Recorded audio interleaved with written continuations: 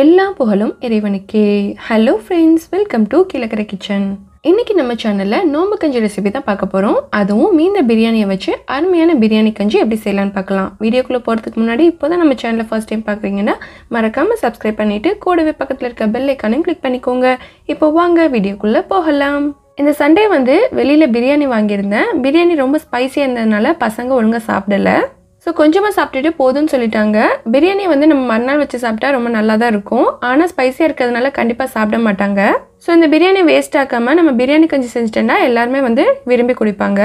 இறைவன் தன் திருமறையில் என்ன சொல்லியிருக்கான்? உண்ணுங்கள், பருகுங்கள், வீண் விரயம் செய்யாதீர்கள் அப்படின்னு சொல்லியிருக்கான். எத்தனையோ பேர் சாப்பாடுக்கு வழி இல்லாமல் இருக்கிறாங்க. நம்ம இந்த மாதிரி வீணாக்காமல் அதை வேறொரு பொருளை கன்வெர்ட் பண்ணி நம்ம எந்த மாதிரி சாப்பிடுவோமோ அந்த மாதிரி செஞ்சு சாப்பிட்டுக்கலாம். ரைஸையும் கறியையும் தனியாக பிரிச்சுட்டேன்.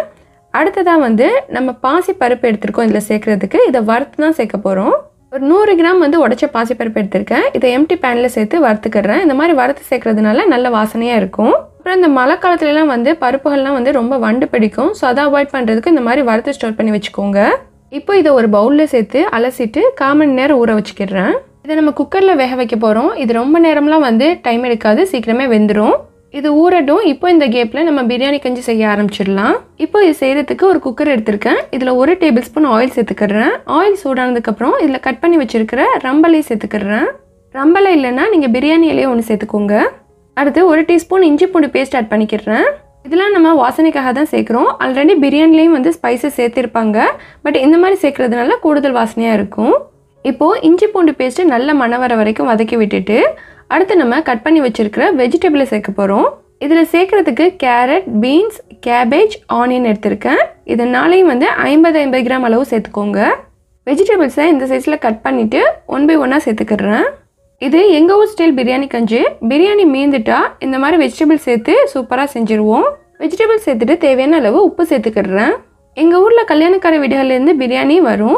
ஸோ அந்த பிரியாணியை ஃபஸ்ட் டே சாப்பிடுவோம். அடுத்த நாள் சாப்பிட்றதுக்கு மனசு இருக்காது. அதை ஃப்ரிட்ஜில் வச்சுட்டு அடுத்த நாளோ இல்லைன்னா மறுநாளோ பிரியாணி கஞ்சியாக செஞ்சு குடிக்கலாம்.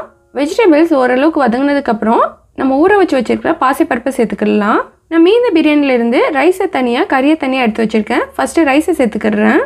நம்ம அரிசியாக சேர்த்துண்டா வேகிறதுக்கு ரொம்ப டைம் எடுக்கும். இதுவே நம்ம சோறாக சேர்க்குறதுனால சீக்கிரமே வெந்துடும். இந்த சோறு முழுசாக தெரியாத அளவுக்கு நல்லா உடஞ்சி வரணும். பாசி பருப்பும் சீக்கிரமே வெந்துடும்.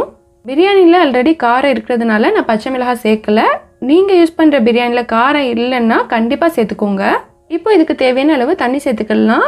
இந்த ரைஸ் மூழ்கிற அளவுக்கு அதிகமாகவே தண்ணி சேர்த்துருக்கேன். இந்த பிரியாணியும் கறியும் சேர்ந்து கிட்டத்தட்ட 3/4 கிலோ அளவில் இருக்கும். தண்ணி சேர்த்ததுக்கப்புறம் இதை மூடி போட்டு நல்லா வேக வச்சுக்கிடலாம். ஒரு 5-6 விசில் தாராளமாக வைங்க. ஏற்கனவே சொன்ன மாதிரி அரிசியாக சேர்த்துண்டா ரொம்ப டைம் எடுக்கும். இதுவே நம்ம சோறாக சேர்த்துருக்கிறதுனால சீக்கிரமே வெந்துடும். பாருங்கள், நம்ம சேர்த்த சோறு அண்டு பருப்பு எல்லாமே சேர்ந்து கூழ் மாதிரி ஆயிடுச்சு. எப்போவுமே குக்கர் விசில் உங்கள் குக்கருக்கு ஏற்ற மாதிரி வச்சுக்கோங்க. சில குக்கர் டக்கு டக்குன்னு விசில் போடும். சில குக்கர் லேட்டாக விசில் போடும். அதுக்கு ஏற்ற மாதிரி நீங்கள் வச்சுக்கோங்க. இப்போது கறியை தனியாக எடுத்து வச்சுருந்தேன்ல, எலும்போடு சேர்த்து அதை சேர்த்துக்கிறேன். மட்டன் பிரியாணி தான் வாங்கியிருந்தேன். ஸோ இன்றைக்கி நம்ம செய்கிறது மட்டன் பிரியாணி கஞ்சி. நான் எதுக்கு லாஸ்ட்டாக சேர்த்தேன்டா, இந்த மாதிரி சேர்க்கும்போது நம்ம கறியை தனியாக எடுத்து சாப்பிட்றதுக்கு நல்லாயிருக்கும். இப்போ இதில் நான் எடுத்து வச்சுருக்கிற தேங்காய் பாலை சேர்த்துக்கிறேன். 1/2 மூடி தேங்காயை அரைச்சி பால் எடுத்து வச்சுருந்தேன். அதுதான் இதில் சேர்த்துருக்கேன். தேங்காய் பால் சேர்த்துட்டு இதை நல்லா கலந்து விட்டுக்கோங்க. ஸோ கஞ்சிக்கு தேங்காய் பால் சேர்த்தா தான் ரொம்ப டேஸ்ட்டாக இருக்கும்.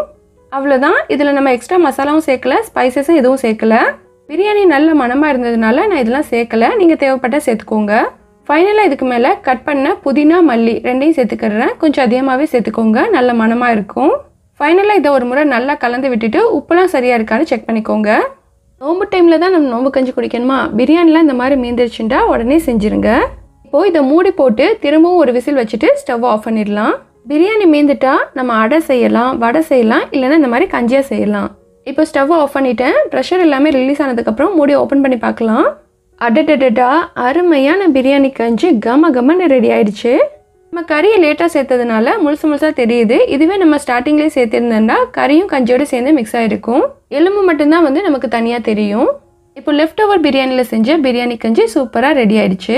என்ன ஃப்ரெண்ட்ஸ், இனி பிரியாணி மீந்துருச்சுன்னா இந்த மாதிரி செய்யுங்க. அண்ட் இந்த வீடியோ பிடிச்சிருந்தா please like, comment, share and subscribe my channel. Thank you.